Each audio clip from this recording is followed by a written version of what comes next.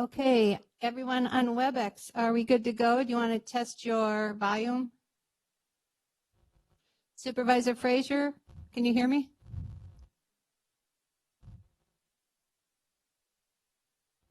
Supervisor Rogers, can you hear me?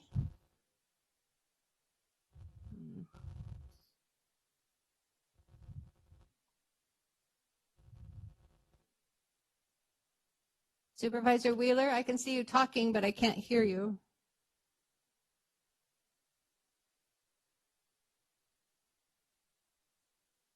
Okay, let me see what we got going on.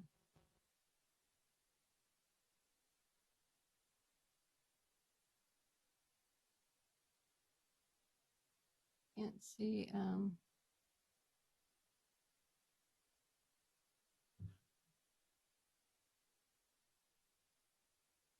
Good morning.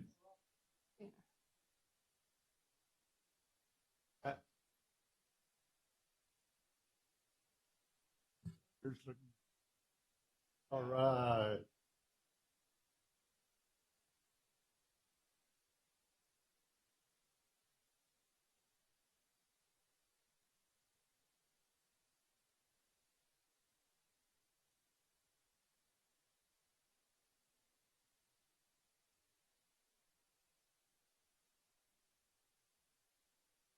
Supervisor Frazier, can you hear us?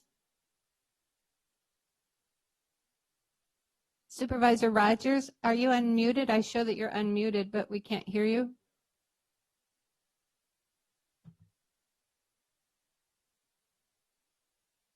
Yeah, we see you, but we can't hear you.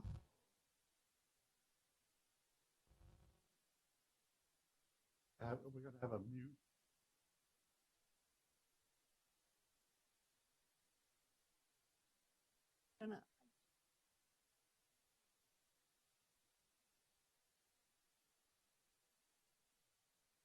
Have to cancel.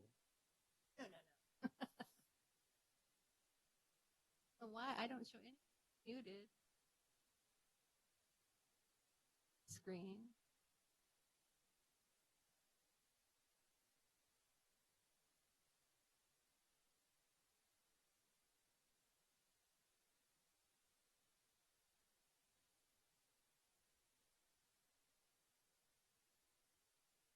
Is Jay in there? I can't. Not picking up his phone. Jay Doss. Joe, you out of quarantine? Problem is we have no audio.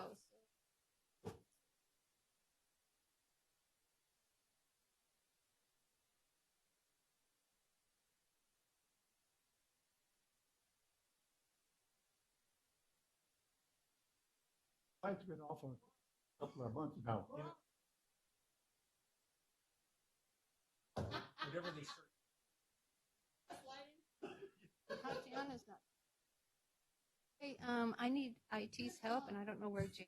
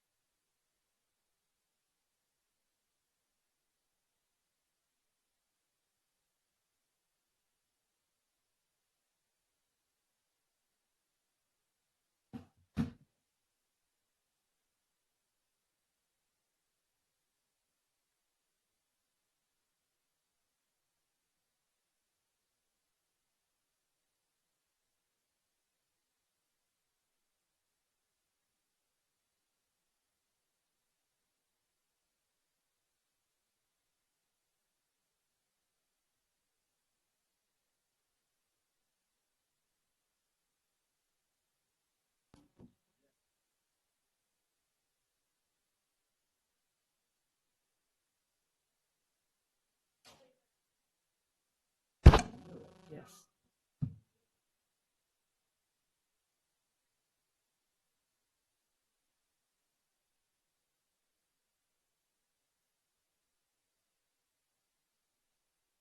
Did you hear them at all this morning? No.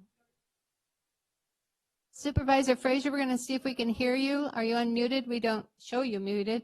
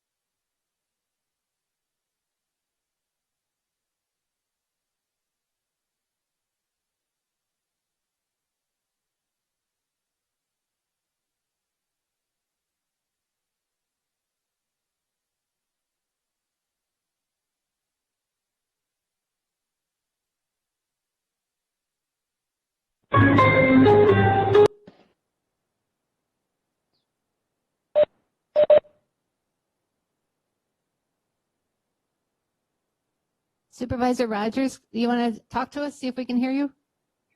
Yes, I'm talking to you now. Can you hear me? Yes, thank you so much. Supervisor Wheeler? Yep, I'm here. Perfect. Supervisor Frazier? Yes, I'm here. Perfect. Thank you so much. Now I can't, they're not moving on the screen. Oh, no, actually, they're just really still. I thought the screen had frozen. Yeah, it is, huh? Okay, Chairman Poitras, we're ready to go. Hey, Chairman, Mr. Chairman.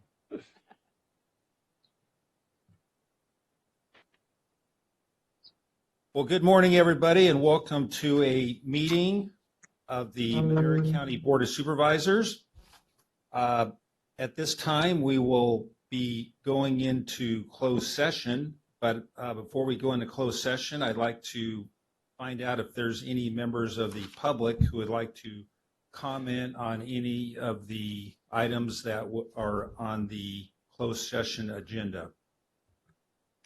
And Chairman, members of the board, I would ask that the appointment employment discussion related to the sheriff coroner not be discussed in closed. We don't want the public to question the process. So in talking with Chairman Rogers, we suggest we just wait for the next board meeting if that's okay with the board. So all the items for closed session as listed. I'm going to move that we remove the item for that item for later discussion in open session.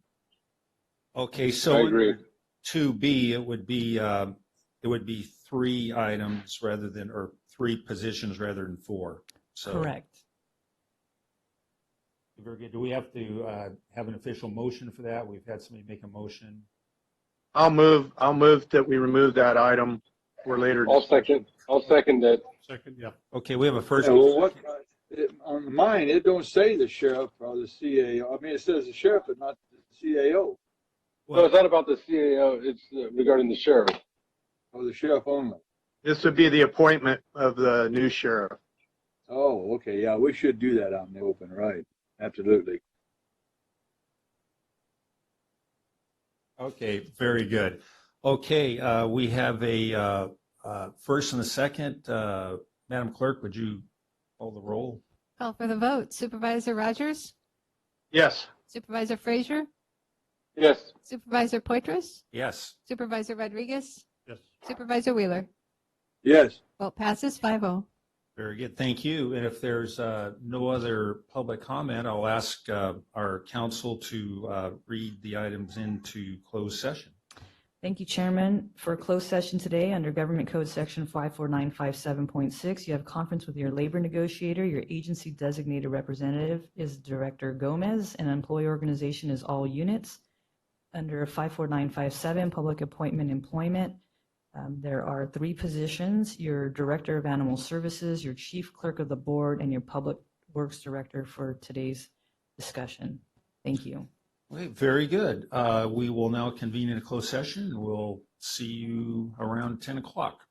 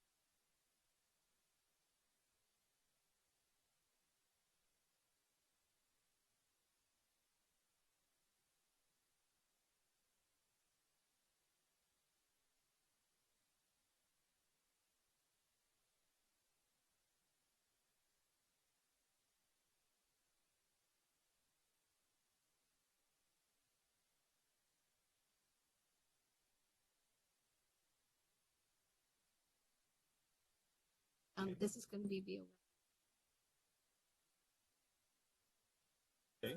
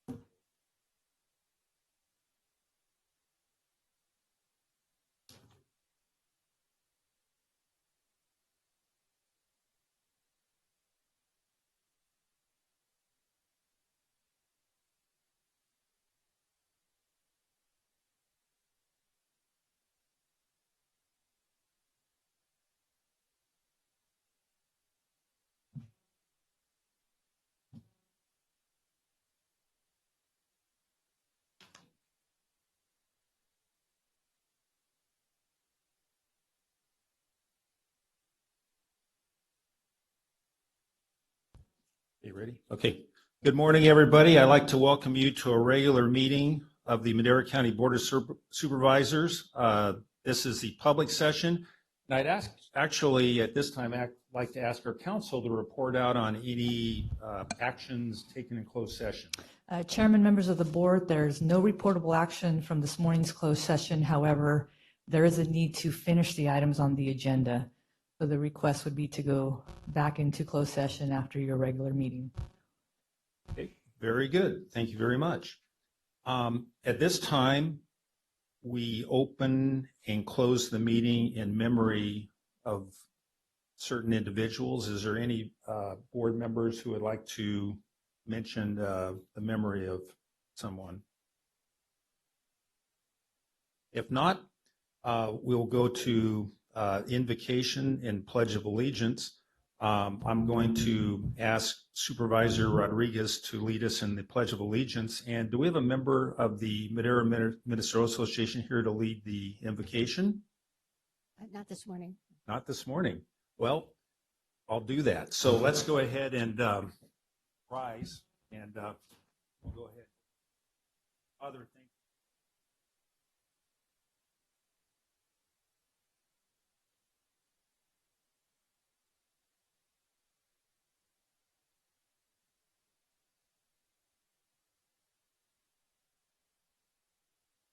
Lives.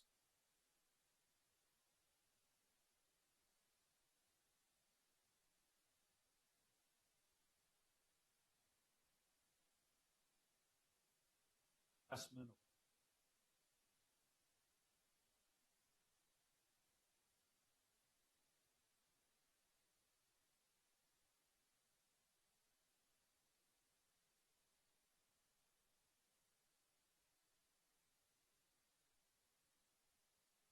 Touch your hand.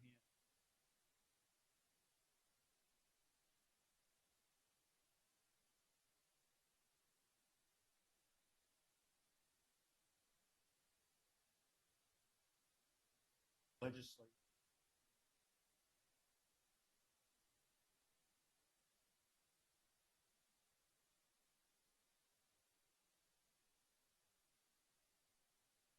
Folks, join me in saluting the flag. Pledge allegiance to the flag of the United States, to the republic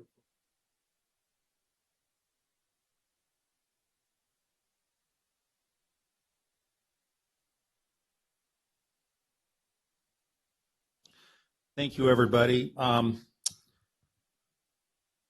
only is, some,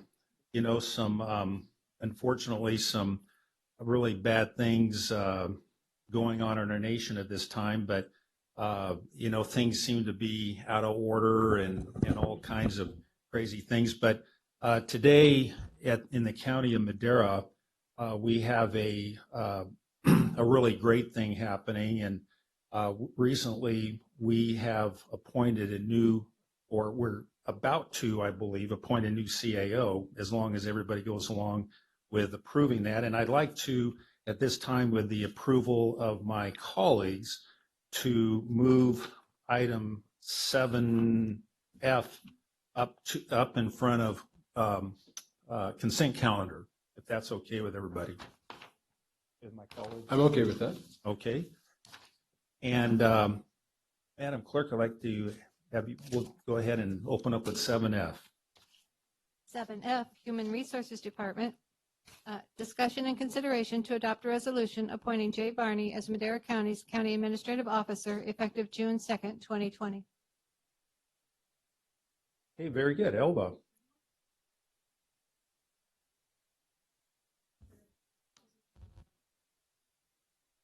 Can you hear me now? Yes. Okay. This item is to appoint Sheriff Barney into the County Administrative Officer position. So after the appointment is done, the acting sheriff will become the under sheriff in the department. The appointment will be effective today if you vote yes. Mr. Barney has almost 37 years of local government experience. He has served in numerous capacities, including the Madera County Sheriff Coroner, as well as the city administrator and police chief of the city of Chowchilla. He holds a master's degree in criminology from Fresno State and a bachelor's in resource development from Michigan State University. Sounds rather qualified, but we do have a few comments. And first of all, our county counsel, Regina Garza, would like to make a comment, or at least your name's on here. Or I didn't release it from last time. Okay, good. All right, thank you. Supervisor Wheeler. Oh, be Supervisor Frazier today. I'm just sitting in a seat. Oh.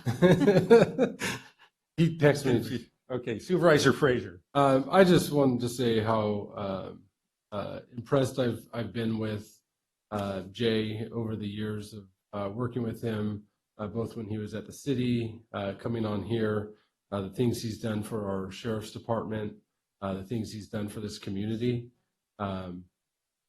It's funny, anytime you're talking about any different district within the county of Madera, Jay can tell you every street. It seems like he knows everyone that lives on every street, and he knows Madera County. He knows the people. The people have spoken twice and elected him and got behind him because of who he is as a person. It's because of his caring nature, his honest nature. I'm so excited that I know that law enforcement is such a passion to him that once again in public service to his community, he'll set down the badge that he's loved for so long to continue to serve the people in the best way that he can at this point in time, and that is to take over as a strong leader for this organization, which it needs right now. We are in the midst of very different times. I'm tired of hearing that on commercials, but I didn't say unprecedented because I'm really tired of hearing that. But Jay is exactly who we need right now, and fully support this, and thankful that he is willing to do this. All right, thank you, Supervisor. Are there any other comments from any other supervisors? If not, Robert? oh, yes. Oh, I don't think we can hear the people. Robert? Yes. Oh, Supervisor, Okay. I'm sorry. I was looking at David there, so.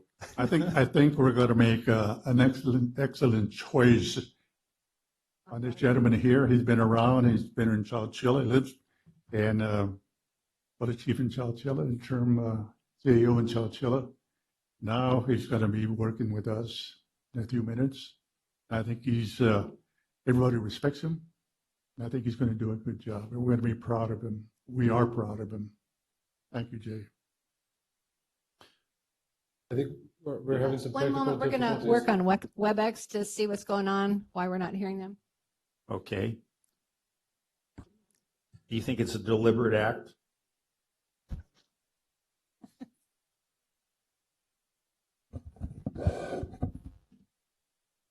This is great. It'll give me a chance to speak again. As a politician, I like to talk a lot. You want another bite of tortilla? Oh, yeah. Oh, no.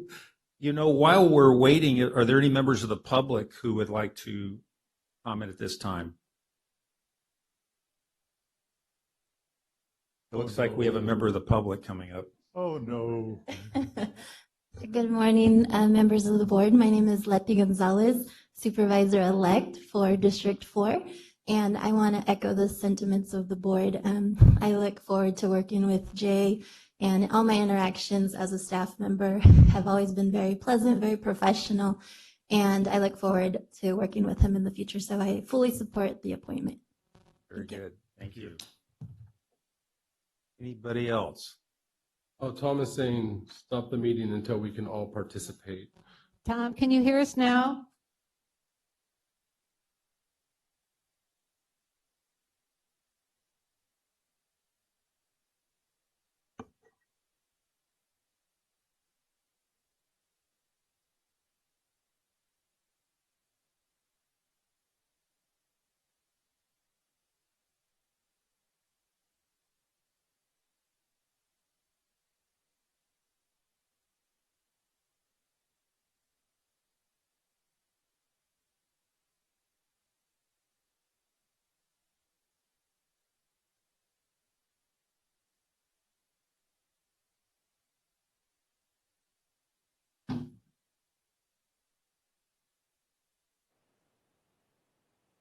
Well, they got to remember when they're doing these WebEx meetings, they've got to do a roll call first to know that we're Right, actually haven't you done that yet? You're right. on. You're on. Okay. We can hear you. Before you say Yeah, anything let's do a else, little you're roll on. call so we know who's here. This is great. Thank you. Don't start this Sure. stupid ass meeting Hey, without us fair. participating. We can hear you, Tom. Good. I hope they hear me. Nothing more frustrating when you're sitting there having a meeting, we can't even participate. You should have waited. Oh, dear.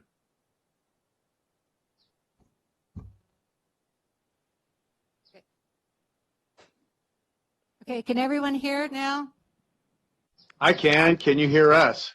Yes, I can hear you, Supervisor Rogers. Yes. Supervisor Wheeler? Can you hear me? Yes, Yes. thank you. Yeah. There's still no screen. All I can see is David or whoever talks. Well, we can Me sure hear now. you. So are there any comments from any supervisors? hope so. In regards to this item? No, we're moving back to where we started.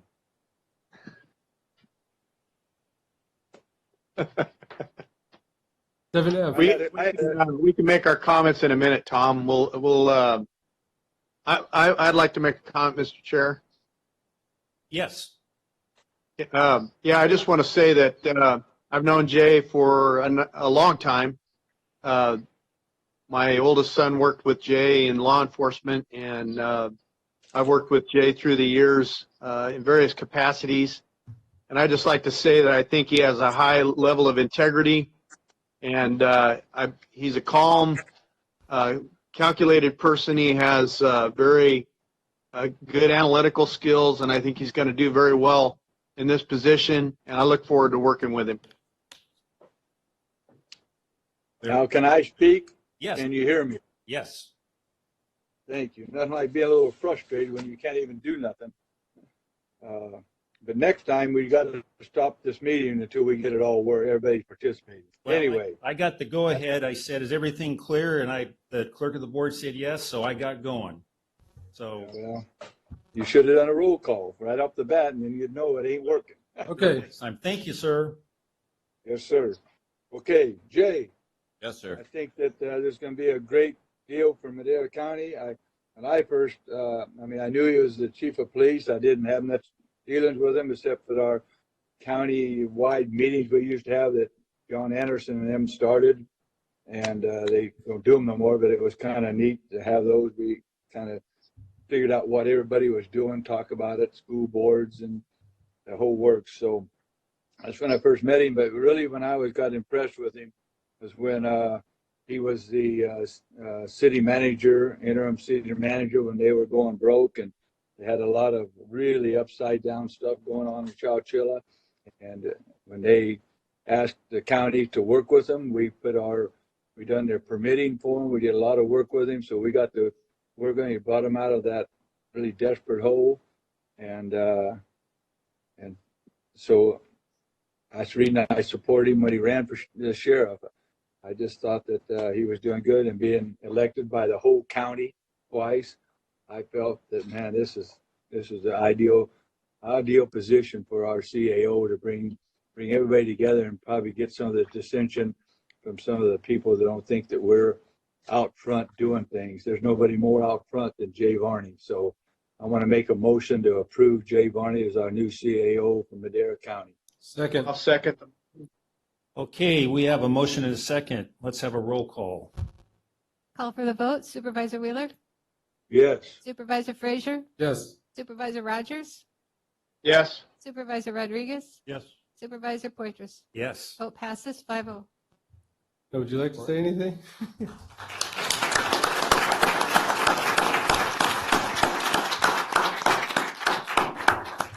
But thank everybody for the support. I do think that I have a unique skill set that should be really positive for this position.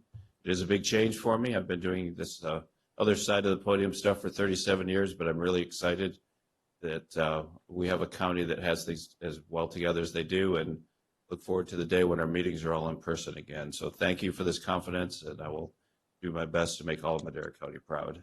So thank you. Thank you very much. And now we'll have the ceremonial changing of the seats. Yeah. I want to really thank Darren for all the great job he did setting in at a very, very difficult time to hold us all together and get to where we are today. So thank you, Darren. We really, really appreciate what you've done. Yeah, I'd like to answer that as well.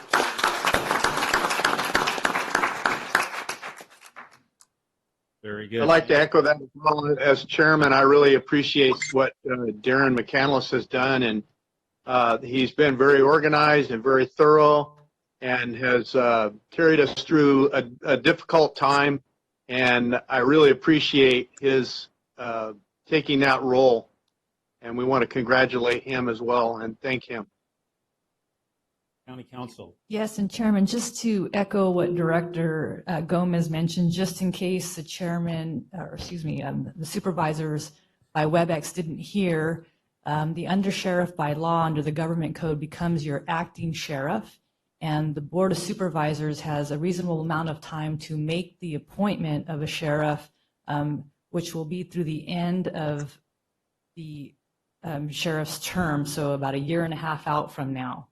And so we'll be bringing back, just so that the public has no question about the transparency and the process, an open session discussion so that the board can consider the appointment or the recruitment of your permanent sheriff. And I'm just repeating that in case, again, the report wasn't heard. Thank you. Congratulations, Under Sheriff Pogue. All right.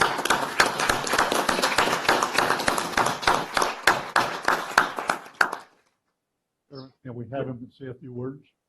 Sure.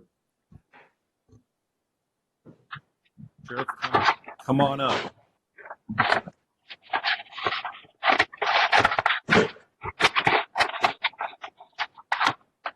Thank you, Chairman and members of the board. It's a definitely an exciting time for Madera County. I have no doubt that Sheriff Varney is going to do an amazing job.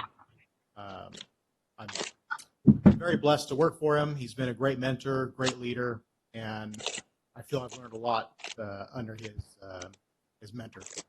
Exciting time for Madera County. It's a great team. I'm happy to be here, and I think we're all together going to do great things.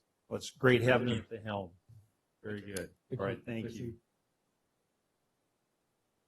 So let's go back to public comment. The first 15 minutes of each regular session are set aside for members of the public to address the board in any matter under the jurisdiction of the board, but not appearing on the agenda. The board will not take action on any items presented under public comment, and speakers are limited to 3 minutes. Anyone addressing the board is asked to state their name clearly for the record. Is there anybody who would like to make a public comment under that definition? I do, if nobody from the public's there. Okay, we have, you can do that, and then we have something to be read into the public record. Yes, we did receive a letter from Madeline Harris. Good morning, supervisors. I'm writing to remind you of the several comments that residents of Lavina and Fairmead have made at your public meetings, as well as in meetings with Supervisor Frazier regarding the need to dedicate funds to creating, operating, and maintaining parks, community centers, and green spaces in Madera County. Both of these communities want a park and or community center and have raised concern several times about the lack of resources that the county is dedicating to green spaces, especially when it comes to their operation and maintenance. I noticed a few consent calendar items on this week's agenda relating to contracts aimed at securing funds for other programs, and want to elevate once more the needs that residents of these communities have repeatedly brought up, especially now that, as far as we understand, the county's hearing on the coming year's budget approaches this month. Can everybody mute their phones right now? In paper shuffling.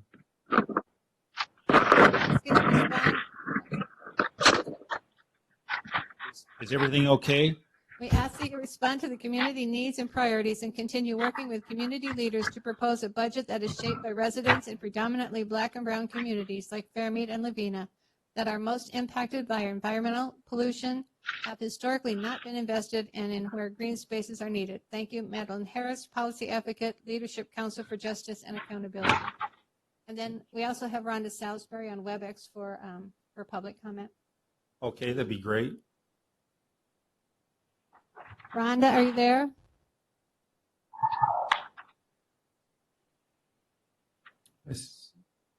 So it's public comment. Rhonda Salisbury, are you ready to speak? Can you hear me? Yes. Good. Are you there? I am. Can you hear me? Yes, we can hear you. Hi, good morning, everybody. I just wanted to take a couple minutes to.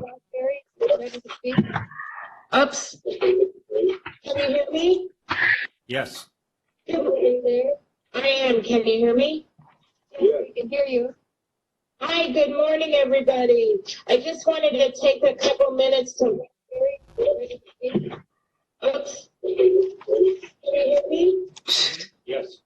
I am. Can you hear me? Can't hear you now. I have a comment while we're trying to get that straightened out. Sure. I did too. I wanted to open and close the meeting in memory of Harlan Bradshaw.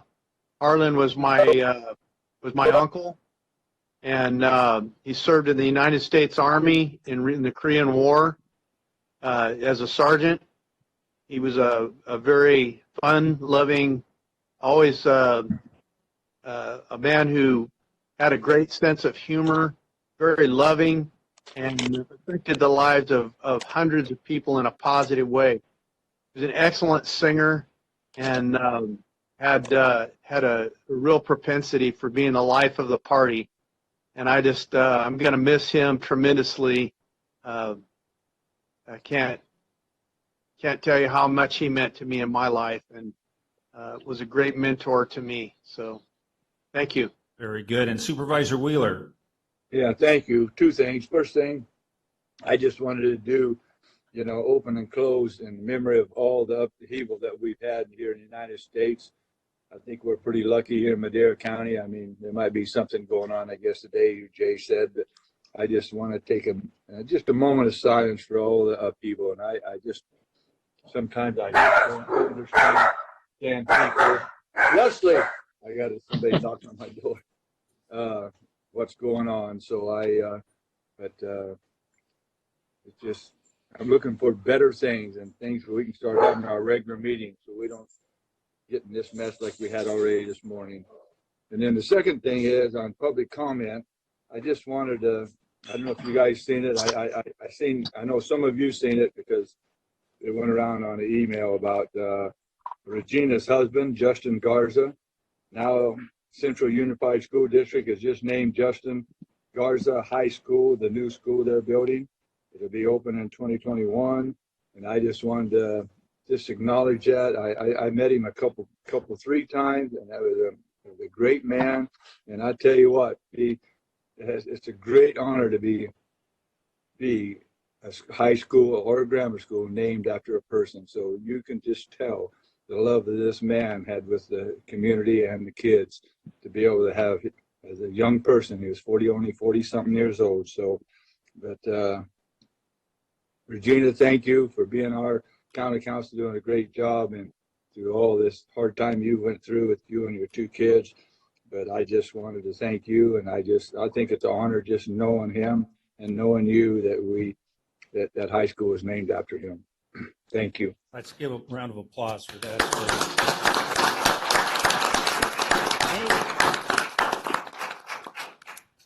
Thank you, Supervisor Wheeler, Fantastic.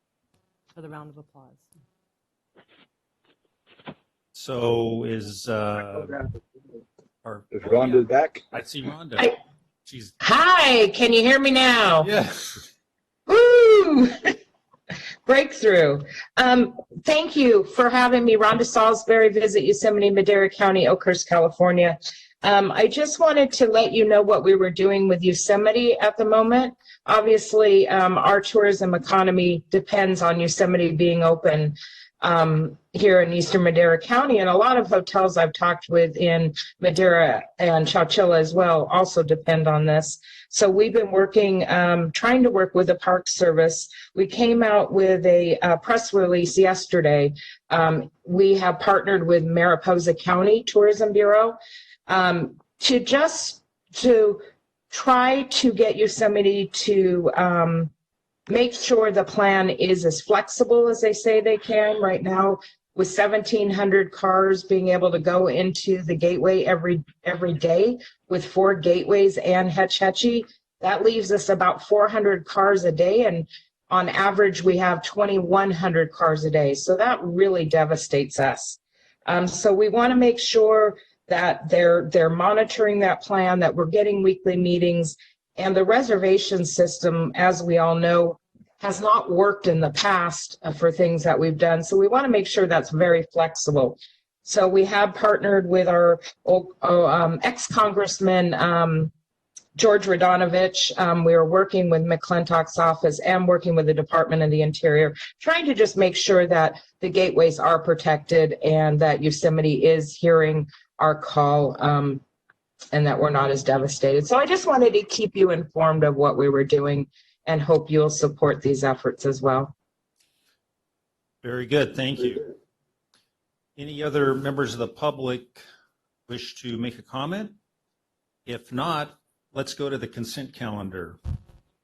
Are there any items on the consent calendar a supervisor would like to have pulled for further discussion? I just wanted to make a couple comments, Mr. Chairman. Yes. Item H and N, like in Nancy. The first one on H, we got to keep doing this. It's the reaffirm the declaration of local emergency due to the tree mortality. You know, you drive around up here much, and I think, Rob, you drove up over the Sierra Byway, right? Right, sure did. Yeah. Isn't that beautiful? Oh, it's. But I didn't know if you noticed all the new brown trees, but I sure did. really, you know, we're going to have another round of them, I believe, because we had about a week and a half of really cold weather, which really takes care of the bark beetle. But we've had 17 inches. All we've had of rain, 17.41, and we had 1 inch and 84 hundredths, last week. So that really bumped it up. Otherwise, you only had 15 inches, and that's about half of what we regularly get up here.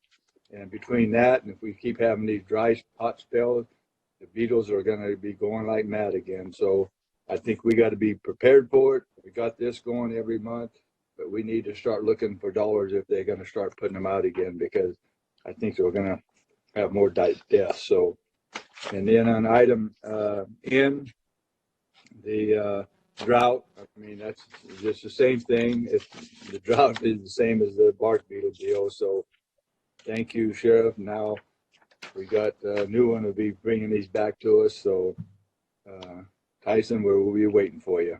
So that's all, Mr. Chair. All right, thank you for those comments. Any others? If not, I'll accept a motion for action on the consent calendar. So moved. Second. We have a motion and a second for the consent calendar. Roll call. Public Any public comment? No public comment. All right. Call for the vote. Supervisor Frazier? Yes. Supervisor Rodriguez? Yes. Supervisor Rogers? Yes. Supervisor Wheeler?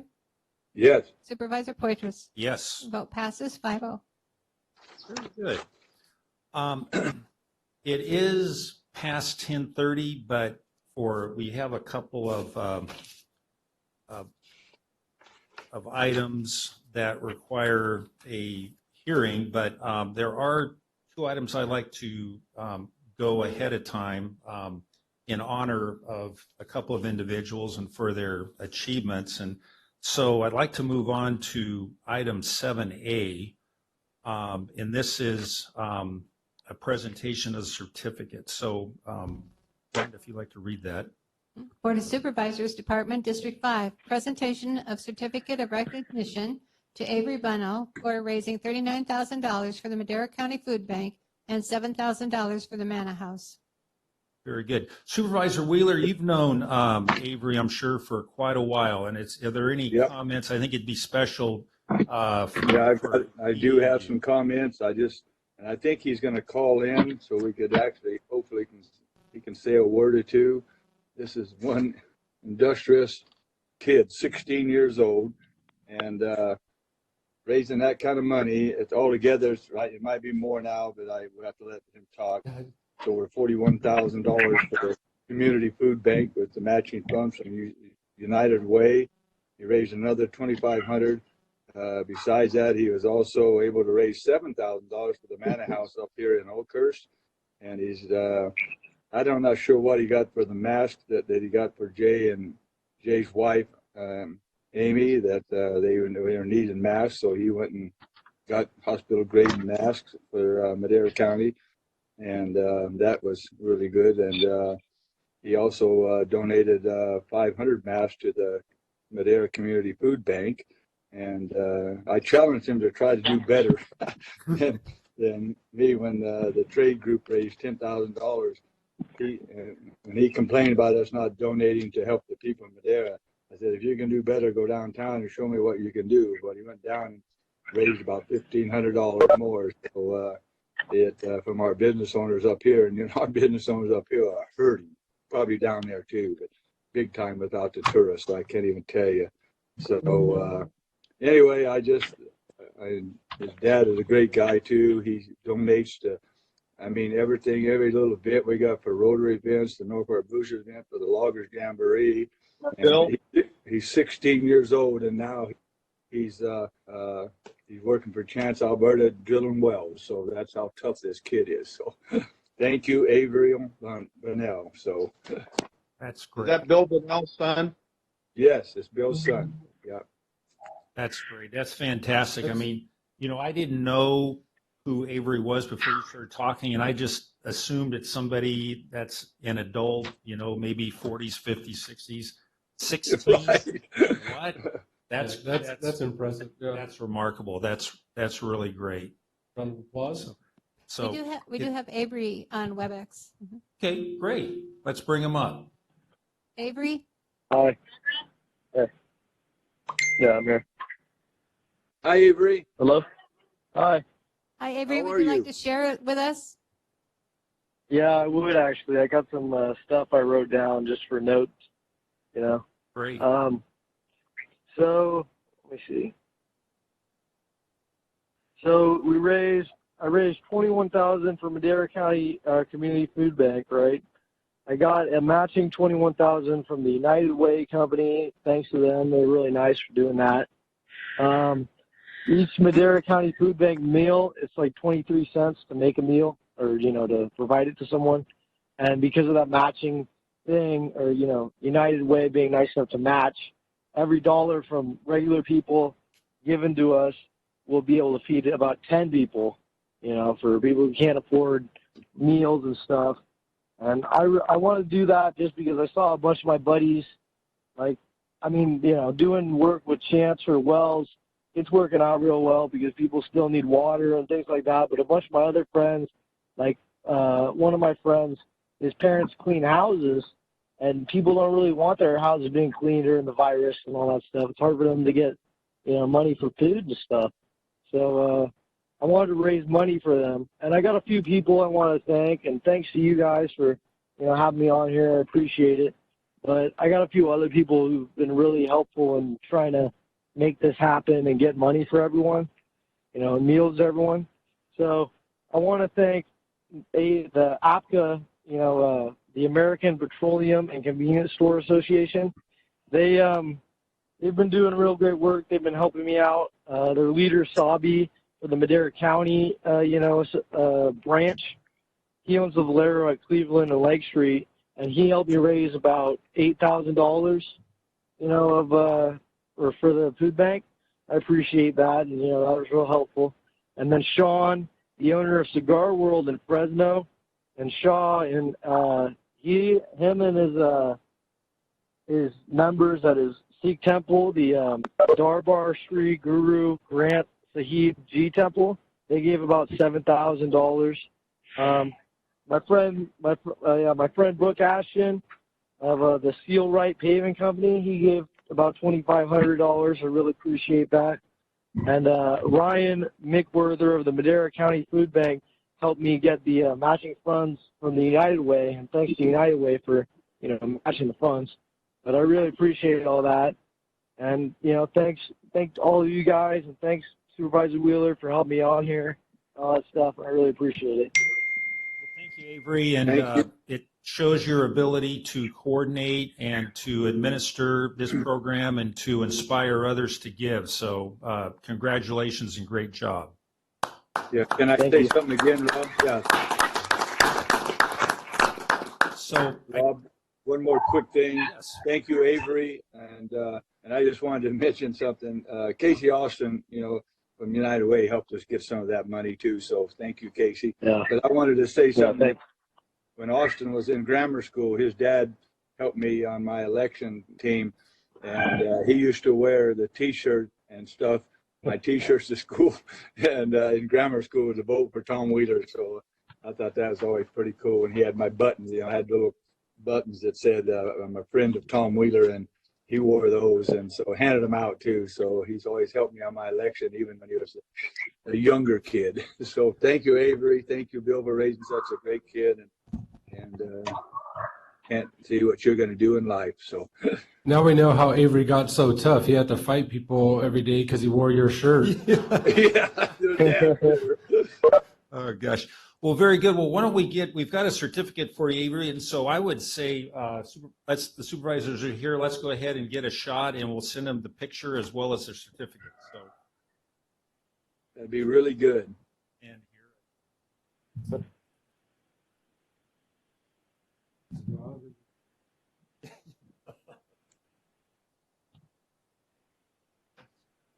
Yeah, Avery, I wish I could be there just to congratulate you and say what I think. Your dad is a great guy and really appreciate him, and just think that you're an amazing young man and you got an amazing future ahead of you. Thank you. I appreciate that. You bet.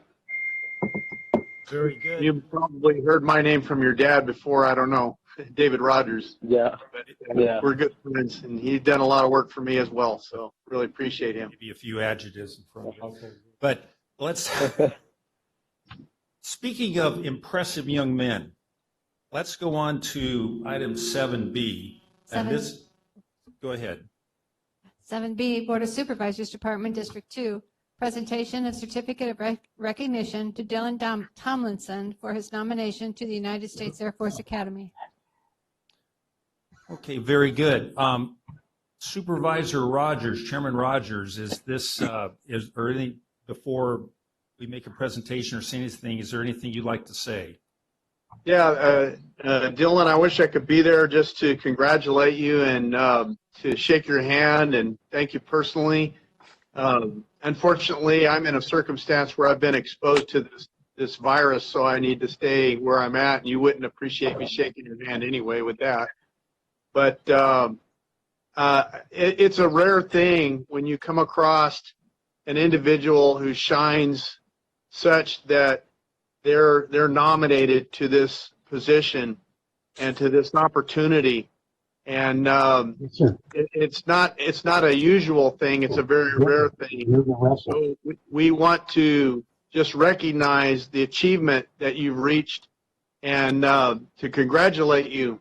And of course, I know your mom and dad are very proud. So congratulations and God bless. Very good. Thank you, Supervisor.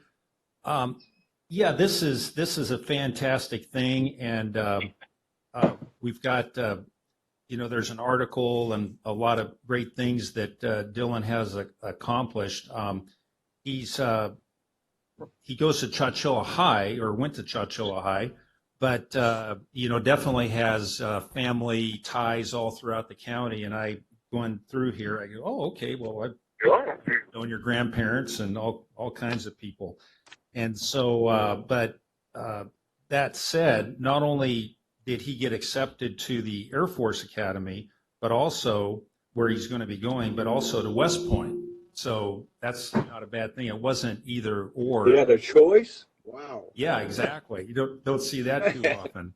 So what I'd like to do are the supervisors that are here, let's go down in front, and we've got a plaque for Dylan, and let's go ahead and meet him as well as his parents. So Public comment?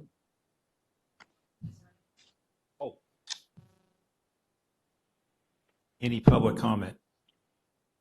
I just wanted to say just congratulations personally, knowing the family. I know how you got to here because it comes from that strong base. And, this is something that you have to work very hard to get to. And so in this day and age where a lot of people just want to work hard to just better themselves, to work this hard, to be able to still serve your country and keep us all safe, I just want to say from the bottom of my heart, thank you for that choice. Good. Good.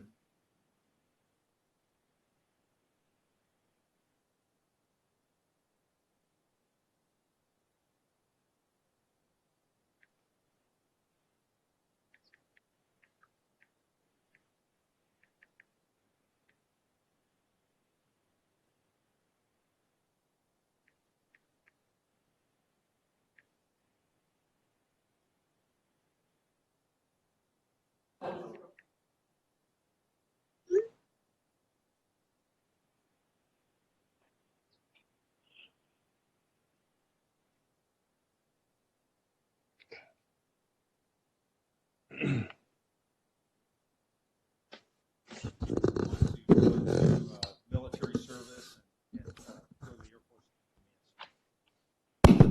Go ahead. Well,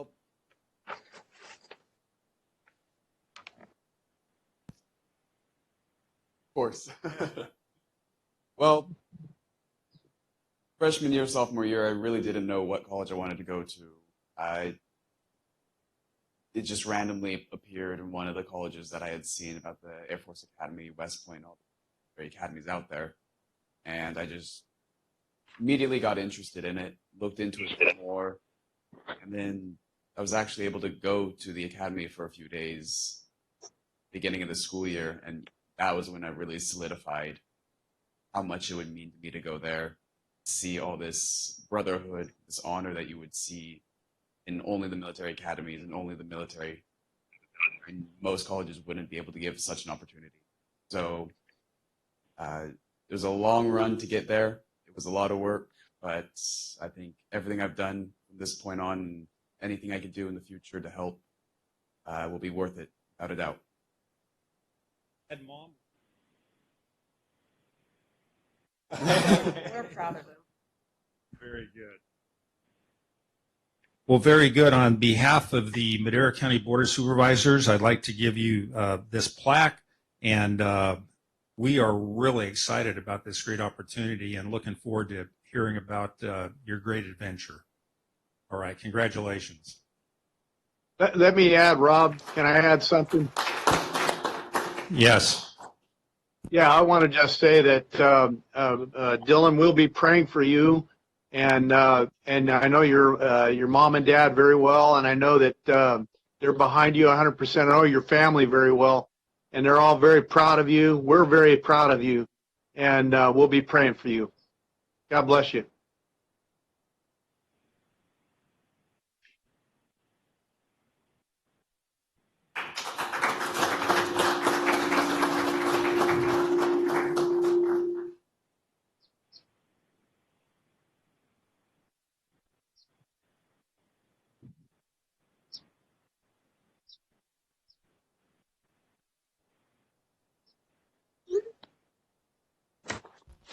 Let's move on to the public hearings. We have item 6A. 6A, Auditor Controller Department, hearing to consider adoption of a resolution approving the property tax administration cost and fees for fiscal year 2019 to 2020.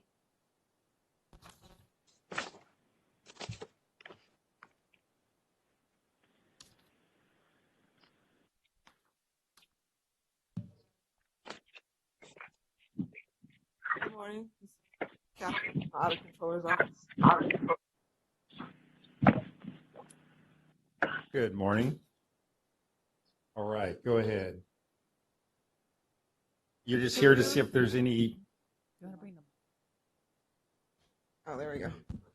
Just to see if you're going to approve the board item. If anyone has questions about it. Who's up there? Catherine Inoa from the Auditor Controller's Office. Oh, okay. Okay, any questions? Any public comment? If not, I'll accept a. So moved. Okay, Second. we have a motion. Yes, You want Second to from open up Tom. the hearing? let's open up the hearing. It is a hearing, so we need to open up the hearing, so hearing is open. Need no public comment, as you mentioned, then you Yeah. can close the We public can- hearing and. We can close it. Thank you. So we have a motion and a second to adopt the resolution. All those in favor? Oh, I'm sorry. Roll call. Call for the I'm going vote. back to my old days. Call for the vote. Supervisor Frazier? Yes. Supervisor Rodriguez? Yep. Supervisor Wheeler? Yes. Supervisor Rogers? Yes. Supervisor Poitras? Yes. Vote passes 5-0. All Thank you, right, gentlemen. thank you. Okay, moving on to item 6B. This is the discussion, a hearing to consider adoption of resolution of necessity regarding the Oakhurst Midtown calendar. Thank you, Mr. Chairman. Matt Treber, Chief of Development Services here. I also have Deputy Director Jared Carter, as well as Mike Linden with County Counsel's office on this item to make sure I don't forget anything. This originally showed up at the board and was open. The public hearing was opened on May 5th and has been continued and kept open through that process. We are at a point now where we, as staff, have worked diligently to educate the property owner in question here. And in fact, as of last night, we received correspondence via email from the property owner's attorney, Mr. Brewer, about their willingness to not oppose this acquisition, but they are voicing and taking their rights to have a second appraisal done, which is underway now. They've had some difficulty getting that lined up, which has caused this delay. We did inform Mr. Brewer last night that we would be proceeding forward on this hearing item today. Due to the timelines associated with the Caltrans and California Transportation Commission, we are requesting that the board move forward and that the board adopt this resolution of necessity. Wanted to touch base on a couple of things from what has transpired and changed in this resolution of necessity from when this was first heard by the board on May 5th and the public hearing kept open. Through this process, we have negotiated with the surrounding property owner that was, we were acquiring a permanent access easement through this property, the Highway 41 properties. that is no longer needed. So there is no permanent access easement being acquired as a part of this action. What is being acquired or being requested is a 991 square foot slope easement so that Caltrans crews can get in and maintain the State Route 41 project once it's built out and expanded there.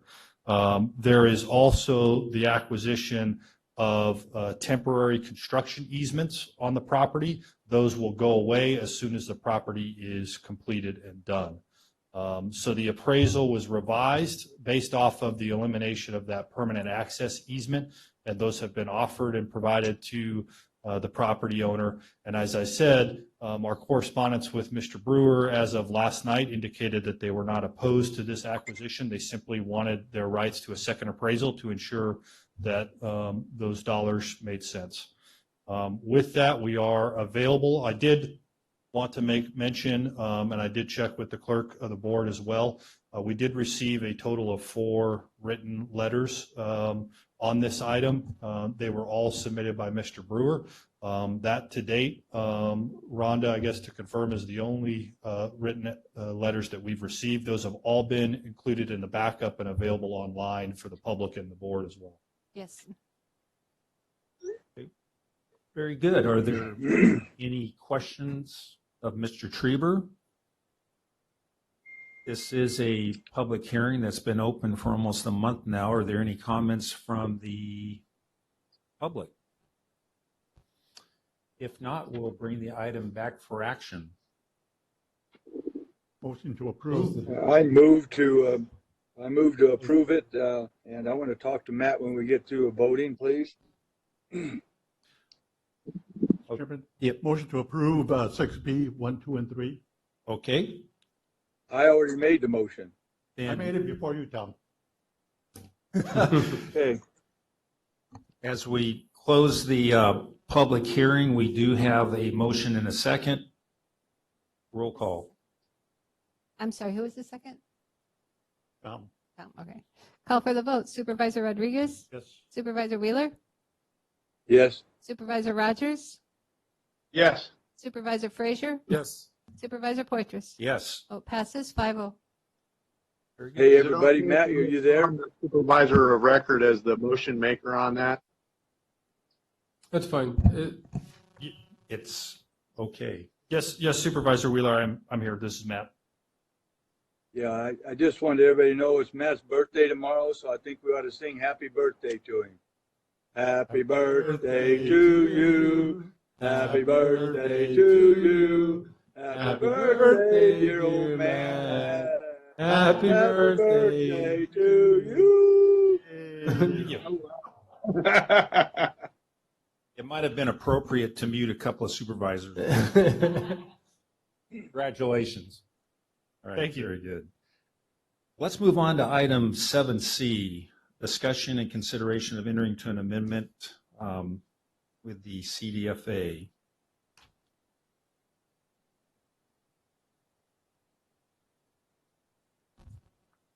Supervisor Stevie McNeil, Madera County Ag Commissioner. And this is an agreement through the California Department of Food and Agriculture for payment of enforcement activities through the Ag Department. We originally, this came to the board as $2,000 in December and was approved. Our Ag Commissioners Association has been haggling with them, and they have put an amendment in for Madera County of an additional $2,329 for a total of $4,329 total.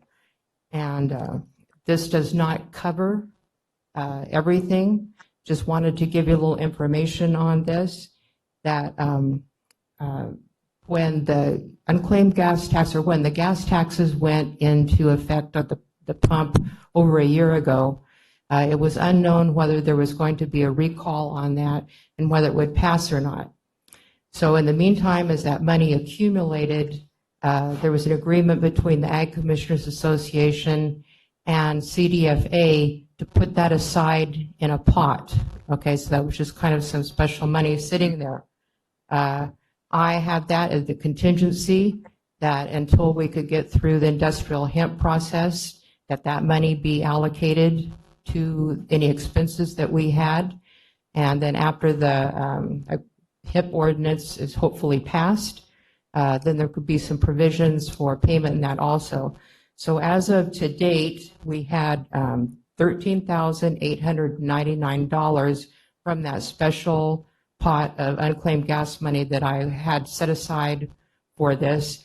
We will be getting the $4,329 from CDFA, and so that gives us $18,228 of revenue. At this point, we have $15,258.15 of expenses, and that leaves us over $2,900 left out of that. And I'm guesstimating by the June 30th, when this is up, is about another $2,500 more. So we are covered on that this year. Going forward, again, hopefully the industrial hemp ordinance passes and there will be some contingencies in there, or not contingencies, but places made where they can have cost recovery. That's part of the ordinance, is to have cost recovery. But in the meantime, I do have this money. That special pot of money will be split up and coming in 3 years. So we get a little bit this year, 1920. Again, hopefully we'll get the hemp ordinance passed. But next year, if not, some of that money will be there, and then it could be used in the future for something else. So we are covered this year. And between that and, again, hopefully the cost recovery allowed in the hemp ordinance going forward also, the cost of the program. Very good. Are there any questions of Stevie?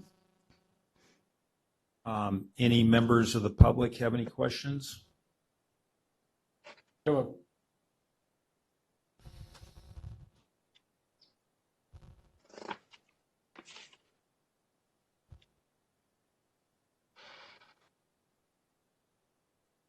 Good morning, guys. My name is Guy Brodigam, P.O. Box 25654, Fresno, California, 93729.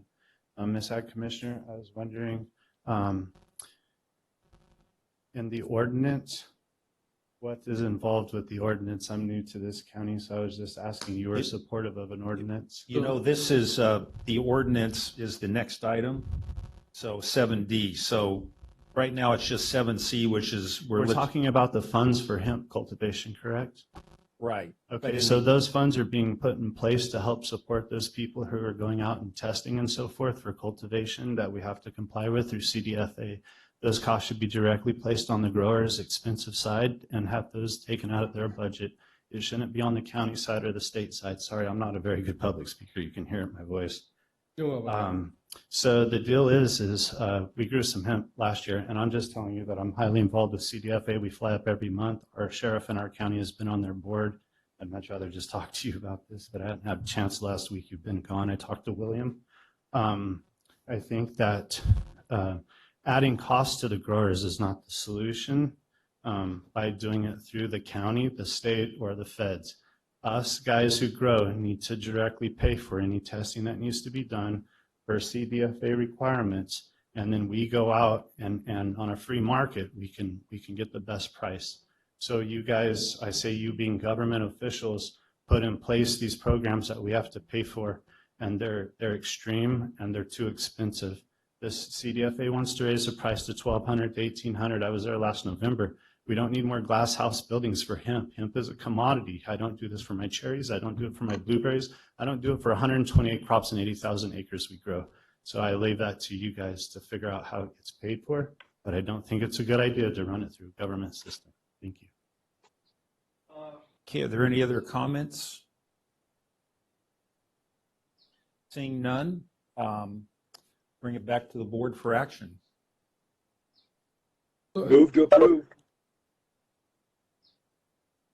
Is there a second? Second. And Stevie, so this is, in these, in the ordinance, it has the part where it just pays for whatever it takes for your shop to run this. Is that correct?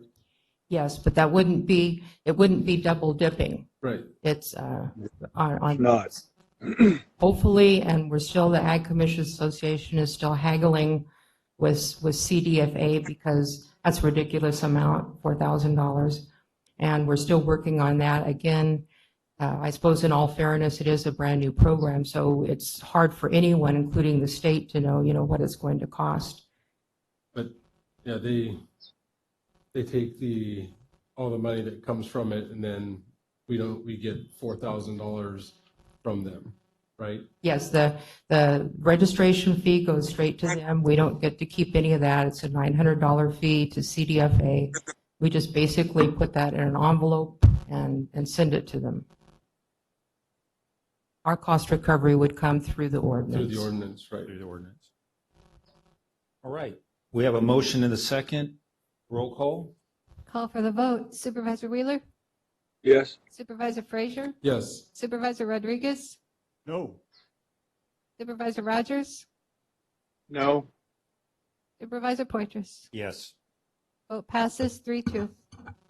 Very good. Thank you. And 7D, this is the discussion and consideration to adopt an ordinance regarding our code for industrial hemp.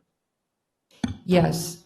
There was some clarifications made by the board on some setback distances. And real quick, kind of an overview of here is that 1/2 mile outside of the city limits. Let's see here, 50 feet setback, 1/2 mile from parcel with a sensitive receptor, 1/4 mile from a residence, but there is waivers on that. And that was the changes that were made. 80 acres, the 50 to 80 acres. Yes, the 50 to 80 acres. Okay. Are there any comments that a supervisor would like to make? Any clarifications? I want to clarify that last, and I just got from our county council too, that our ordinance allows for us to charge fees to recover our costs. Those fees have not been set yet. They will come back at another hearing where we can look at what it actually costs for us to run our portion of. Is that correct? This Yes. just allows Yes. for a fee to be set, but the fee is not yet Yeah, been it's kind of set. like, you don't want to get the cart ahead of the horse there. The ordinance allows for the cost recovery and the fees to be in there. I have put together, and for the first step, I circulated it among county council, myself, sheriff's department, and community development. Like, do you have any comments and everything? And then we can start having a more open discussion on that. And I have in here, I have the draft things on that, so we could get going on it for cost recovery. And I think we have had the discussion about the testing, that in the free market it gets tested and then brought back with the certification, so that we're not out doing all of that, because it would be almost impossible with your staff to be able to get out and test everything in a timely manner. Is that Right. correct? Our policy has been that it's a relationship between the grower and the lab. We didn't have very many acres. It was just a little over 20 acres, except for the educational grow last year. We only had around 20 acres of the others. And our policy has been, the grower sets that up with the lab, and then we go out there and we do monitoring and make sure it's done okay. But then that relationship is between the lab and the grower. The payment is among the two of them. It doesn't involve us. And then as soon as they get the results, they send them to us. And everyone came through clean last year. We agree that having us step into that middle is something that it's going to be too burdensome for us to accomplish. Absolutely. It's just staff-wise and personnel-wise and resource-wise. Another thing too, just a little sidebar on that, liability. Over in Santa Cruz County, some counties have said, we'll do the ag department will do the testing.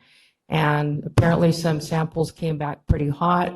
And so now a lawsuit has been filed against the county that the sampling wasn't done correctly. Yeah, we don't need that. No. Very good. We don't need that. We don't need that. Great. Any other comments? Yes, Council. Yes, Chairman, members of the board, just to speak to all of you about the sidebar I had with Supervisor Frazier. On page 6, just specifically, it says applicants shall be responsible for the actual costs, and that's what the county is always allowed to collect. And that is what is being collected now, but not limited to the cost of staff time associated with processing a registration and permit for hemp cultivation. So if this ordinance is adopted, as Commissioner McNeil is saying, then it will come back to the board to look specifically at those costs and the staff time and set that cost as part of the permitting process. Thank you. Okay, very good. Thank you. If there's no other comments, I'll accept the motion for action. Move to approve. I'll second. I'll second it. Don't be so agreeable. I'll take the motion then. Okay. Public comment. We have public comment. Okay. 7D. Yep. Come on up here. Yep. There you go. Is what you're voting on for up to 50 to 80 acres to grow that you guys have been discussing? Right. May I have a call on who is in favor of having more acres as a supervisors and who's in favor of keeping the ordinance like it is? Can I ask? Well, I think you're going to find that in a vote. Well, I'm just asking because I have only 3 minutes to address those. Well, we're about ready to vote. No, we don't have the ability to Right. say our vote before. Okay. Who's talking? Let me jump into this. Can I have 3 minutes right now? We'll go. Who's talking?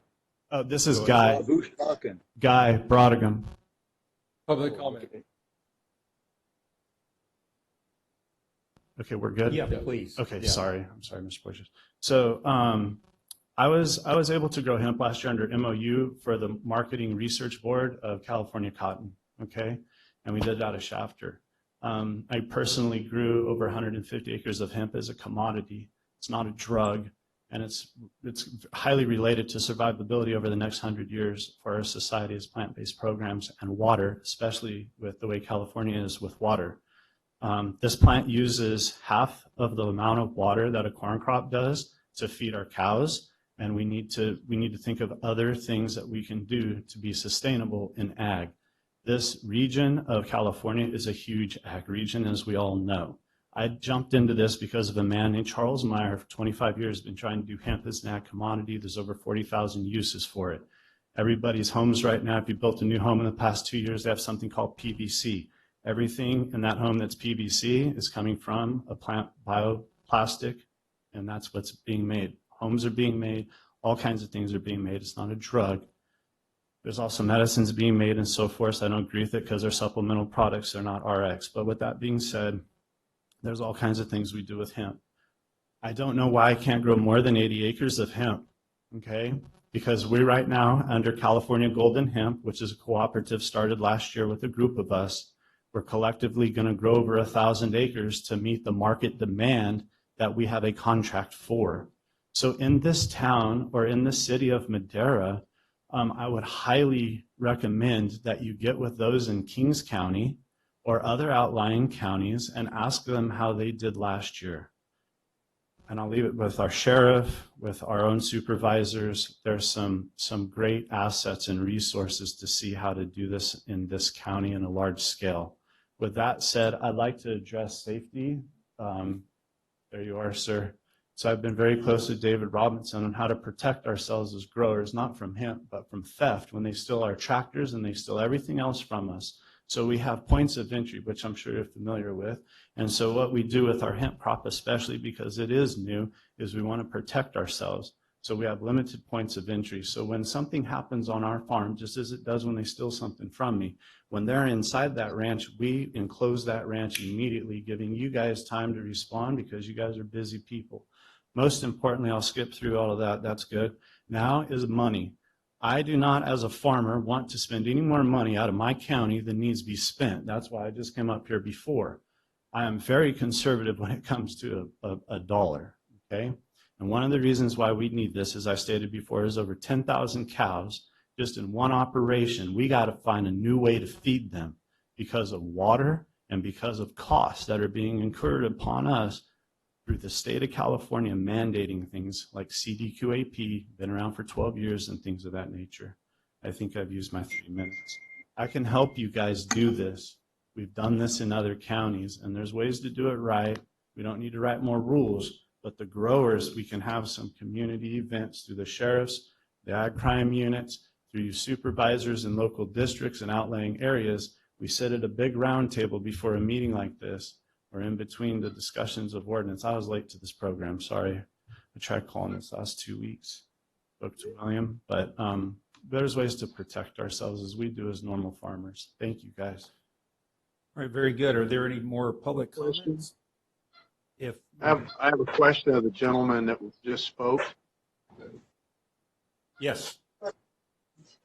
Yes, sir. Yeah, I'd like to ask, was he involved at all in the formation of this when we went out to the Farm Bureau?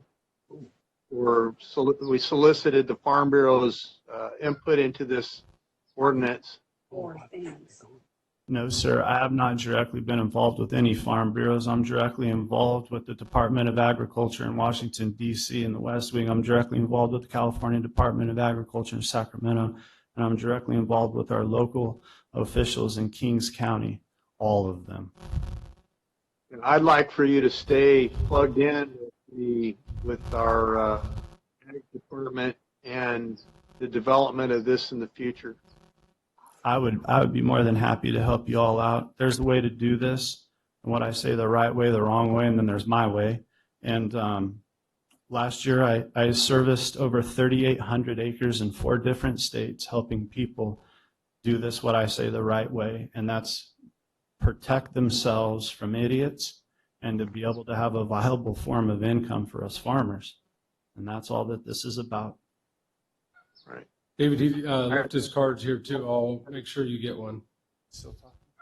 I appreciate that goal because we had serious security issues in the region last year due to idiots, is all I could put it, like you said. If I may, sir, I'm very familiar with all the grows in your county last year. I was asked to advise on several of those, and I reneged because there were certain parameters that I had to do business, and those parameters weren't going to be met, and I can't have my name associated with such things. And if you have any questions, anytime I've left some board members my business card, you can be more than happy to get a hold of me via email or by phone. I really Can you appreciate leave one there for me? Yeah, Yeah. I've got them up here for everybody. He left 4 cards. We're gonna Can I just tell you guys this? This is a major economic thing coming for California. And there are guys in other states that this crop, we need help with you guys to get this done. Thank you. Right, thank you. And I don't believe there's any more public comments, so we do. Okay, go ahead and come on up.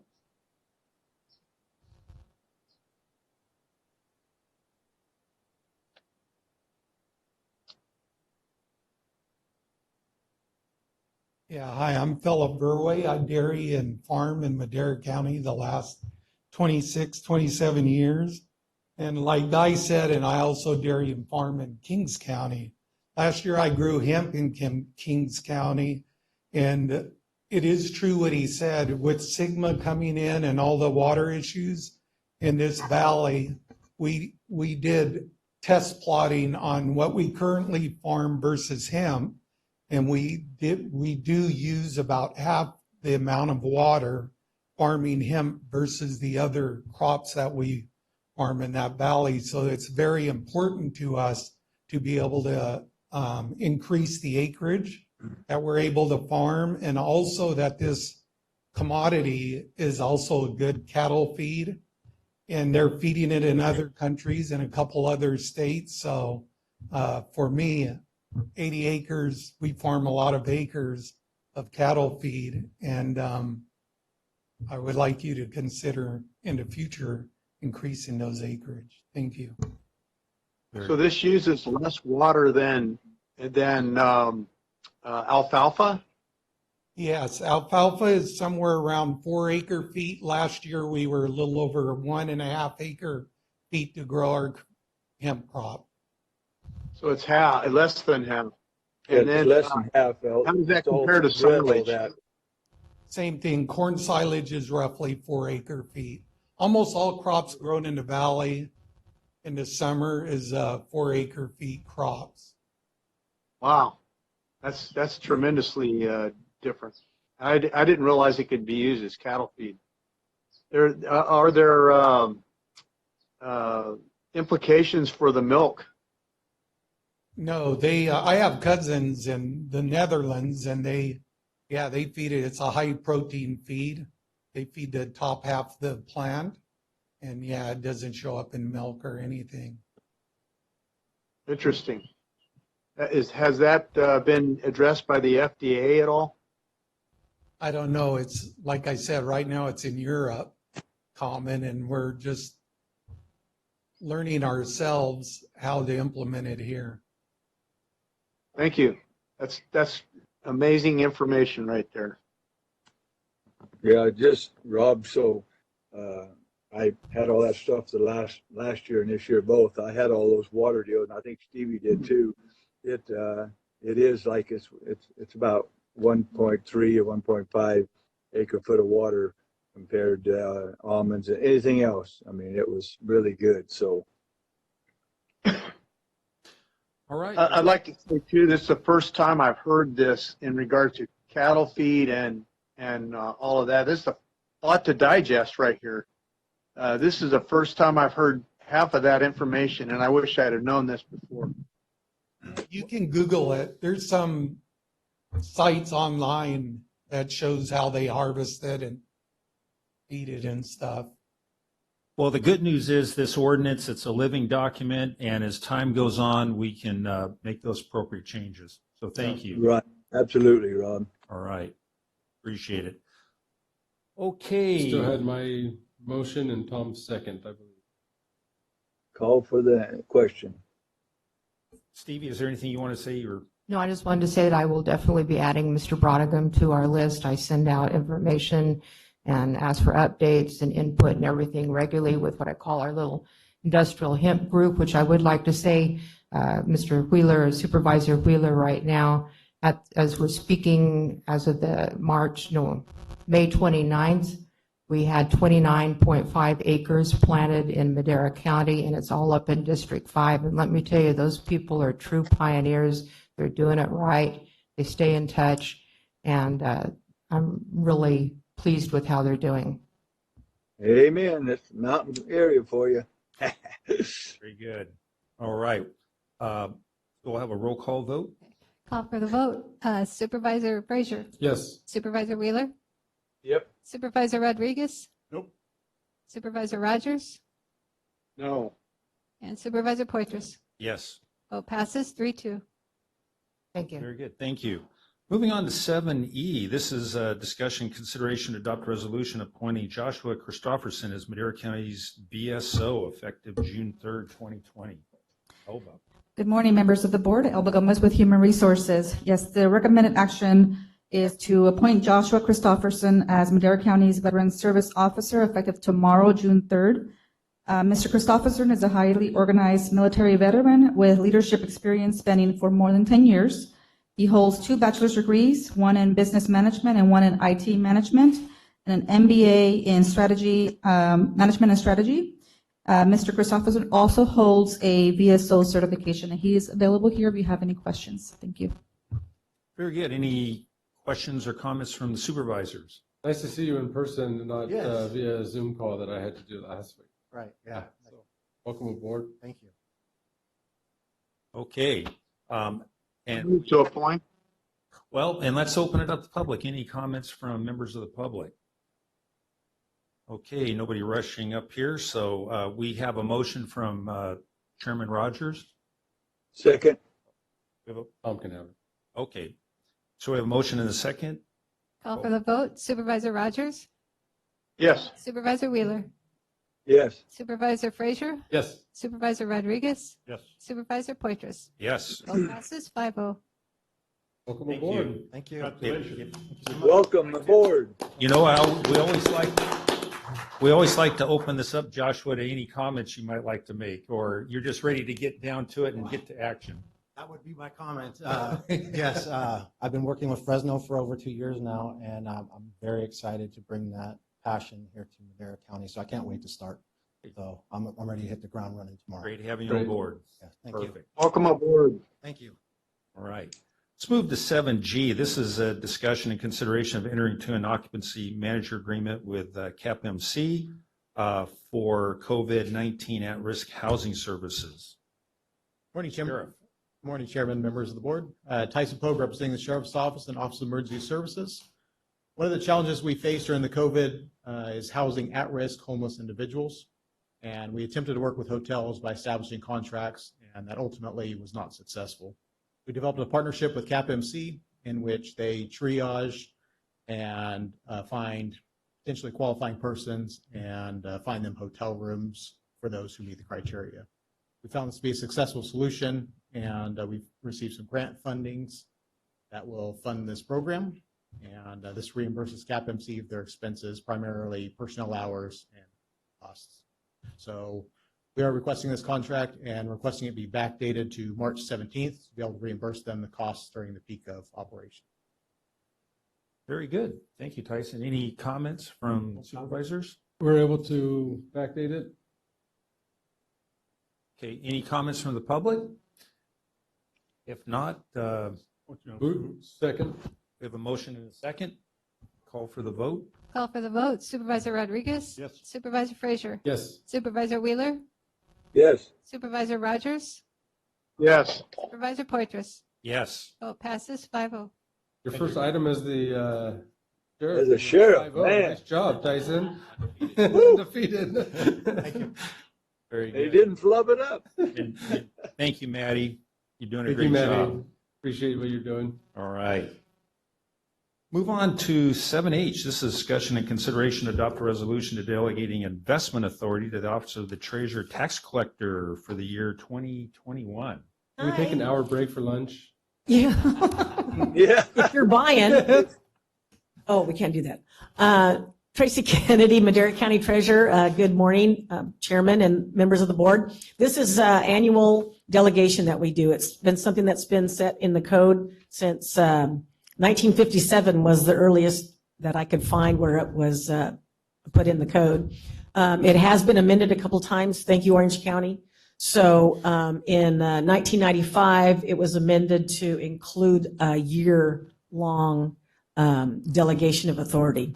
So I'm not sure why they put a year in there when if the board can go ahead and delegate authority for a year, they could also take it back at any time. But every time our association goes up to the legislature to say delegated until revoked, there's pushback. So for this amount of time, we're keeping it year-to-year basis. This is was going to be just a consent calendar item, and it was moved to be a discussion item. So in doing that, we went ahead and put together a little slideshow, hopefully that you can have it on your screens. I'm not sure how it is done. But this is how we decide what investment instrument we will purchase for the investment pool. One of the things that we do, it's less investment and it's more cash management. That's what we do, okay? So even though our three basic tenets are safety, liquidity, and yield, everything we look at, bless you, is going to be safe. So we're not going to do anything, we're not going to invest in anything that's not allowed by law. Where those are found is in the government code, okay? In the 50,000 series in the government code. That's where all of our allowable investment instruments are. So liquidity, meaning having the ability to meet daily cash flow demands, that is also required in government code. And every month we send to you guys and to everybody of our pool participants, we send them our investment portfolio so that you can see it. And all the school districts. Remember that schools are about 50% of our portfolio. Yield, of course, is interest rate. We don't, we want to get as much yield as we can, but we can't chase yield. We don't want to play the market.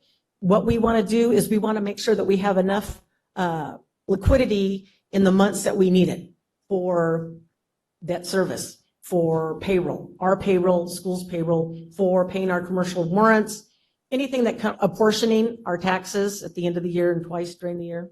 So that's what we do. We make sure that we have enough liquidity for those. One of the things that we did, you want to go one to the next slide? So one of the things that you do every year is approve our investment policy. This year it was done in December, 6 months ago. We do this intentionally from January to December because if there's new legislation, then it goes in effect on January 1st. So then if we know about it, then we can include it in our policy. Anyway, so the policy outlines everything that we can invest in, our policy. And our policy is predicated on what's allowable by law, okay? So in the government code, there's more allowed by law than what we invest in because I'm ultra conservative and there's like international bonds that you can, it's called IBIRDs, which are established by the World Bank. And if you buy those, they're very similar to an agency, but they're issued by the World Bank. So IBIRDs, right? So I don't want to do that. I don't want us to invest that far away. I would rather, and our county treasury has in the last several years, I'd rather invest in ourselves. So to that end, we did buy the Bass Lake 2A, 2B debt, and we did just buy the Rolling Hills debt. And we have provided funding for grant anticipation notes too. As long as it has a revenue stream to pay us back, we can buy debt. So just so that you know, the treasurer does not lend money, the treasurer buys debt, okay? Anyway, and one of the things too that we have when we're placing investments is resist political pressure. So I'm sure you do, and I do, every time I go to a conference, well, when we used to go to conferences, everybody would come up and they would say, hey, you know, give ourselves a try, look at us, we can beat this, we can beat LAIF. Well, maybe that day or maybe not, but we don't do that. We don't want to, I don't want to succumb to any kind of political pressure. If I want to invest in them, place, you know, any kind of county funds with them, I want to make sure that they're, it's safe and it's above board. So we do have a list of approved broker dealers, and in 2018 they all changed, just like half of my office in 2018. So they retired and went on, and so we have a new approved list of broker dealers that we do. COVID-19. Now, the interest rates lately haven't been great, but now they're worse. So let's see, 2020, February 2020, the interest rate for a 3 million was 1.7%, which is still not very good. And now it is 0.37. So what we want to do is just be sure we get our money back, right? So at least if we put it out there and work a little bit, it'll make us a little money, very little, but still. We don't want to keep just, you know, 200 or 300 million just sitting around in the checkbook. Anyway, this is a little summary by type of our investments. Oh, I'm so dry. For each security type, there is a percentage allowable. Medium-term notes, 30%.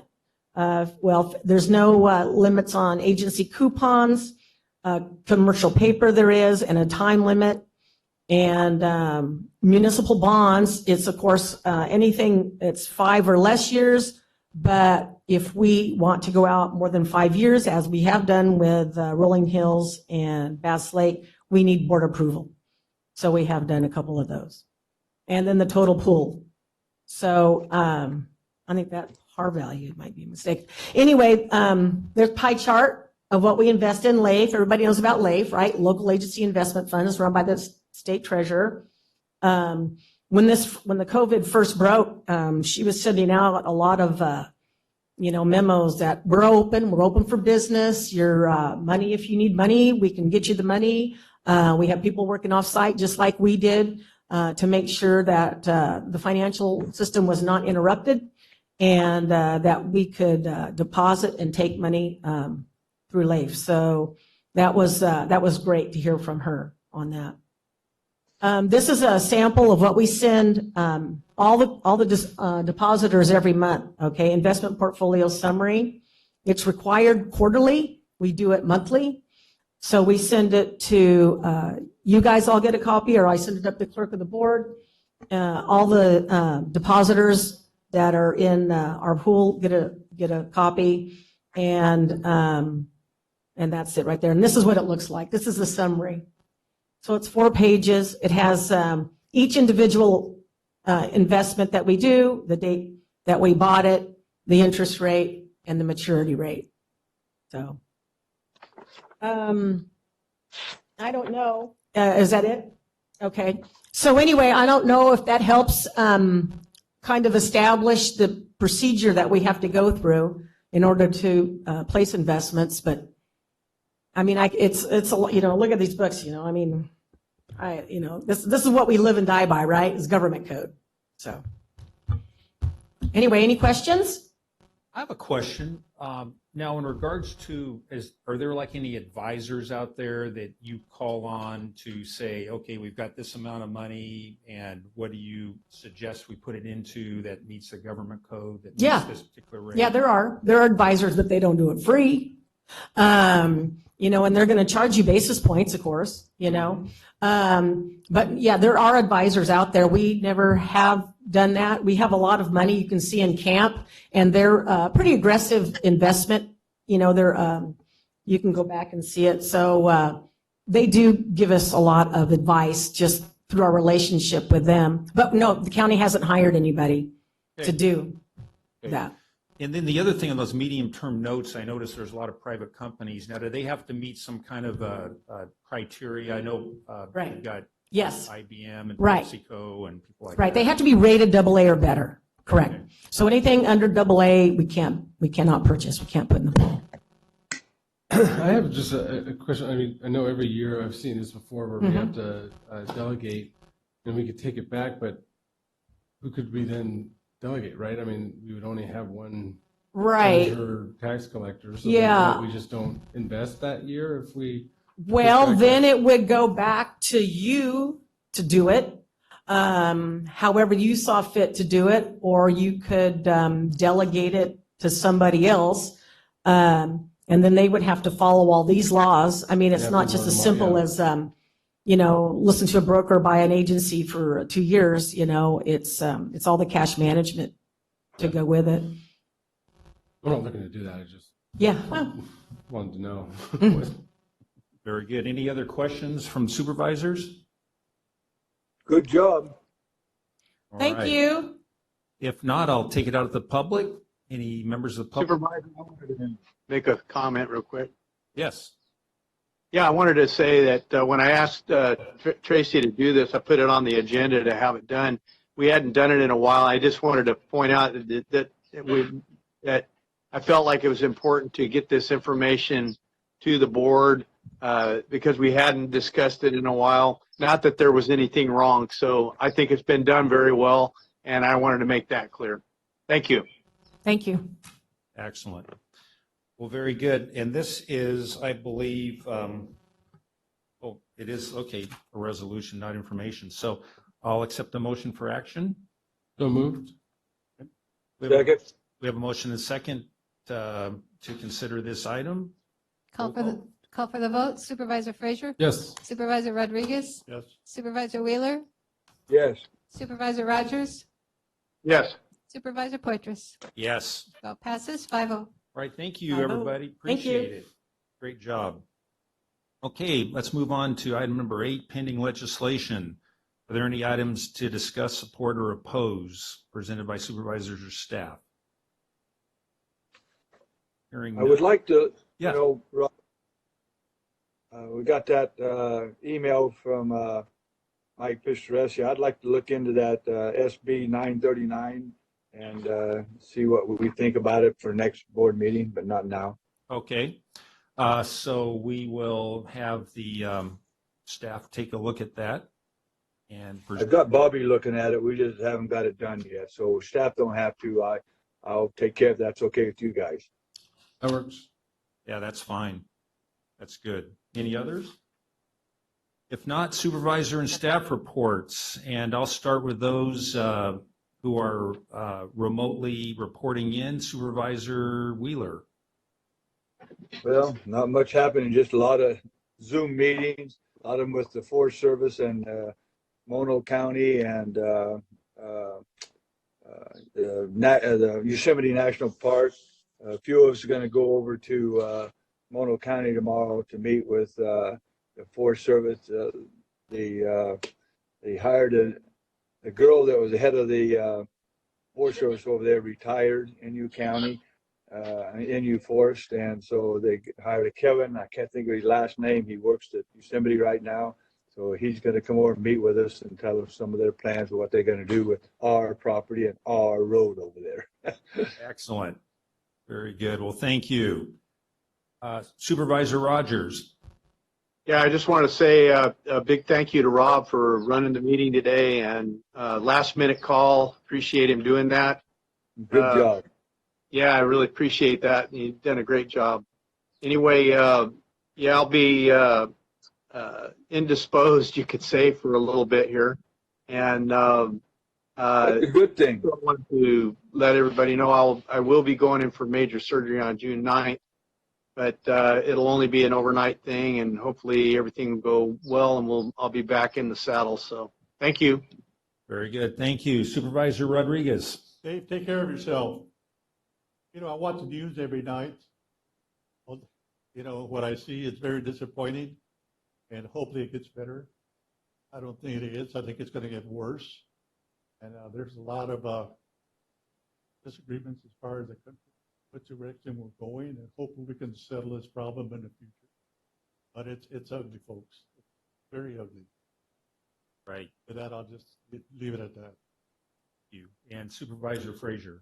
Yes, I attended via Zoom the SJJPA meeting on Friday. Also listened to the Assembly hearing regarding high-speed rail funds, and I think everyone is thinking that it means that they're going to make the project go away, but what it really is another money grab from really Southern California to try and take those monies and put them down there instead of finishing it out here. So regardless of where you stand on the project, you know, the money is still going to be spent. It's just not going to be spent here. Once again, they said, well, we'll just build it in LA and the Bay Area, and then we'll get to the Central Valley after, which I think we've all heard that song and dance many, many times before. But that, and then to just kind of piggyback on Supervisor Rodriguez's comments, I reached out to Jay and Tyson, as well as our Chief of Police in Madera, in regards to what's happening right now. And the answers I received were what I would have expected from our local law enforcement in terms of the caring for the community. And something that Tyson said that really resonated with me was to go from the warrior mindset to that of a protector and defender, and that's the culture that we're putting in place here. And I appreciate all of our law enforcement for what they're doing right now, and I am very sad to have seen that lack of care for the human life.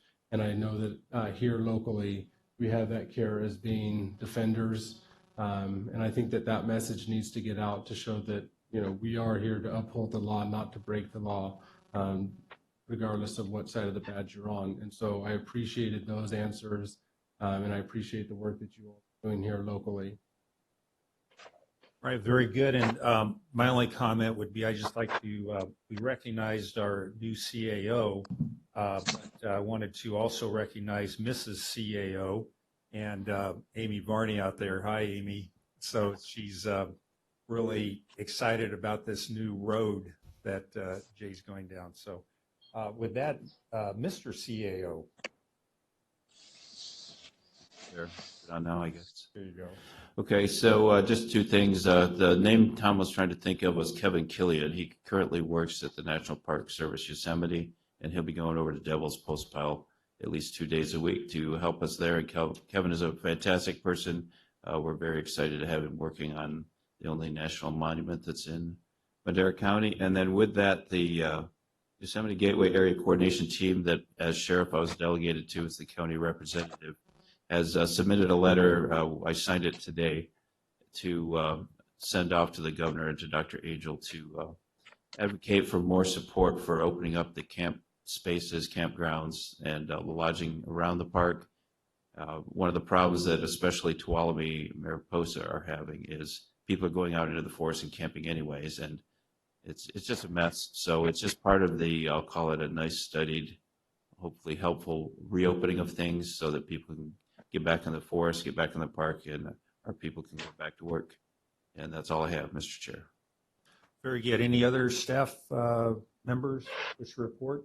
If not, we still have a closed session item. So council, would you like to, we have to announce that or just go in? Okay, very good. Thank you. Thanks, everybody.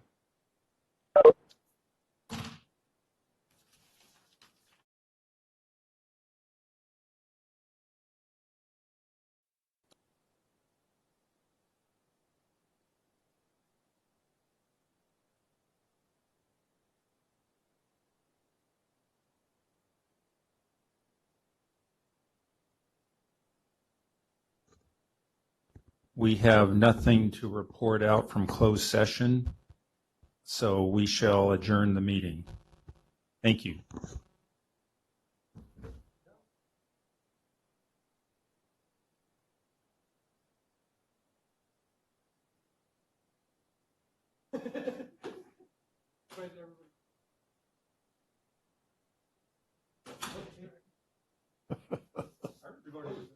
Oh, yeah, nope.